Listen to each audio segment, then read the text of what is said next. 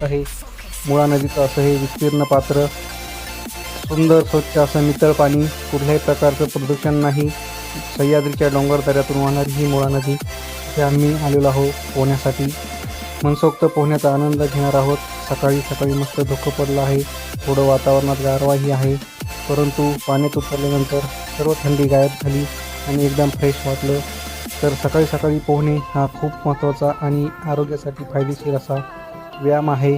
तर आम्ही इथे नदीच्या पाण्यात थोडं स्कुबा डायव्हिंग केली, अंडर वॉटर फोटोग्राफी केली. मोटरोलाचा मोबाईल होता, त्याचा वॉटरप्रूफ मोबाईल होता, त्याचं टेस्टिंग केलं तर एक नंबर पूर्ण फंक्शन ऑपरेट होतात पाण्यामध्ये.